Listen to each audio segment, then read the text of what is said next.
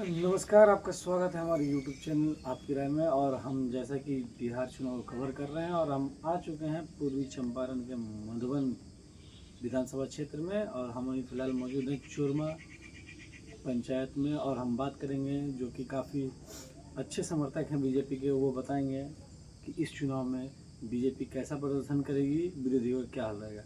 हमारे साथ हैं सुनील सर, आपका स्वागत है सुनील सर। स्वागत। सर, आपको क्या लगता है इस बार रणधीर सिंह के लिए मुकाबला कड़ा होगा या मुकाबला वैसे ही आसान रहेगा हर बार? बहुत आसान होगा, बहुत आसान। यहाँ से 40,000 मतों से जीतेंगे मधुबन विधानसभा क्षेत्र से और रिकॉर्ड कायम करेंगे। जी जी। अब मदन शाह, जहाँ तक कि आपने देखा कि वायरल हुआ, काफ़ी वीडियो देखा गया, तो उनका क्या असर पड़ेगा? क्या बहुत असर पड़ेगा। मदन शाह का सारा वोट मैंने रणधीर सिंह में मौज हो गया है, इसलिए बहुत आसान जीत हो गया है मदन शाह के नहीं आने से। जी जी जी, बिल्कुल बिल्कुल। और जहाँ तक कि सभी को मालूम है कि रणधीर सिंह पिछली बार भी चुनाव जीते थे और जीतते ही आ रहे हैं, तो कहीं ना कहीं जो जन सुराज वहाँ अपना प्रत्याशी खड़ा किए, तो उससे कोई फर्क पड़ने वाला कोई है? असर फर्क नहीं पड़ने वाला है। राणा रणधीर सिंह 3 बार चुनाव जीते हैं और फिर भी चुनाव जीतेंगे, चौथा बार चुनाव जीतेंगे और जन सुराज का कोई यहाँ पता नहीं लगेगा। कोई अस्तित्व नहीं होगा। अच्छा, और क्या लगता है कि इस बार रणधीर सिंह को मंत्री बनाया जा सकता है? हाँ, मंत्री बनाना तय है, तो भारी मतों से जीतेंगे, मंत्री बनाना तय है। और मधुबन विधानसभा क्षेत्र में आपको क्या लगा, राणा रणधीर सिंह का छाप छूटा है कि काम उन्होंने किया? बहुत अच्छे काम किए हैं 5 साल में, और हर गली हर कस्बा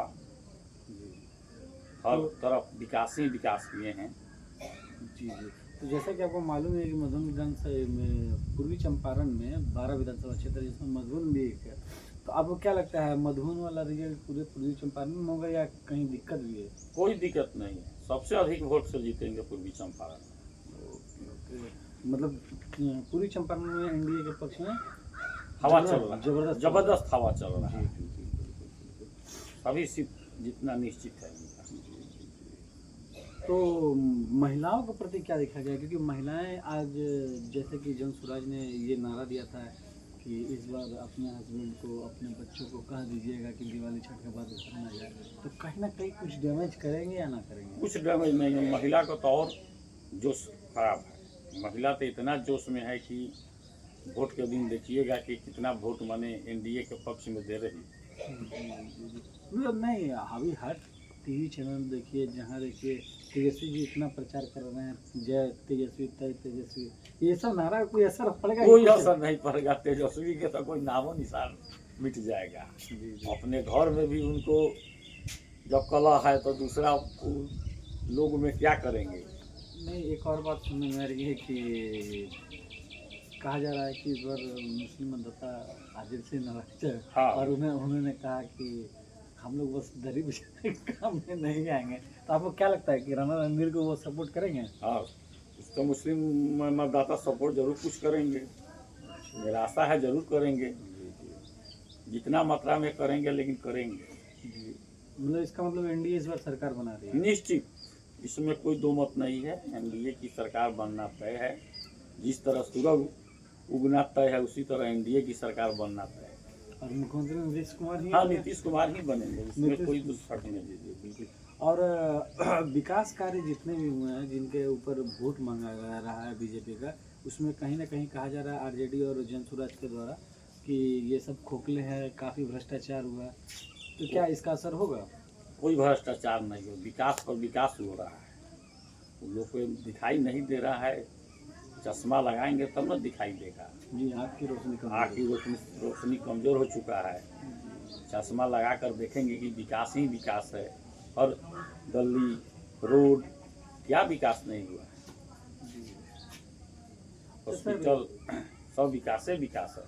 सर, जैसा कि सबको तो मालूम है कि तेजस्वी जी बोल रहे थे कि हर घर में नौकरी व्यक्ति को देंगे, और दूसरी बात साथ में ये भी बोला उन्होंने कि ओल्ड पेंशन स्कीम भी लागू करेंगे जो सरकारी कर्मचारियों है। तो कहीं ना कहीं सरकारी कर्मचारियों में इसका कोई असर होगा, जो अपने परिवार, अपने मतदाताओं को वो लोग शामिल कर पाए? कोई असर नहीं है, उनका वचन खोखला है, और खोखलापन पर कुछ भी बोल रहे हैं।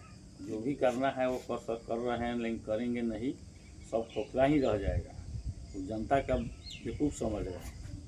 तो जनता इतना बेवकूफ़ नहीं है कि आपके झांसा में आकर वोट दे, ऐसा बात नहीं है। देखा है राज, इसके पहले उनके पिता माता का राज देखा है था 15 साल में, क्या था आप जानबे करते हैं। जंगल राज था, जंगल राज में फिर पनपने थोड़े देगा लोग यहाँ का। मतलब आपके अनुसार चाहे वो जनसुराज हो, चाहे वो निर्दलीय कैंडिडेट हो या फिर आरजेडी हो, उनके झांसे में नहीं आएगी। नहीं, कोई जनता झांसे में नहीं आएगी। राणा रणधीर सिंह ने जितना तय। और चंपारण में क्या स्कोर रहेगा 12 में? 12 में तो 10 तो निश्चित है, 2 पर थोड़ा बहुत लड़ाई है, लेकिन वो भी सीट आ जाएगा, उसमें दो मत नहीं है। सर वो 2 कौन सी सीटें हैं? वो थोड़ा ढाका और मोतिहारी थोड़ा सा, और बाकी में रिजल्ट क्लियर एकदम क्लियर है, उसमें चलिए कहीं से भी नहीं है, चलिए 2 मत है।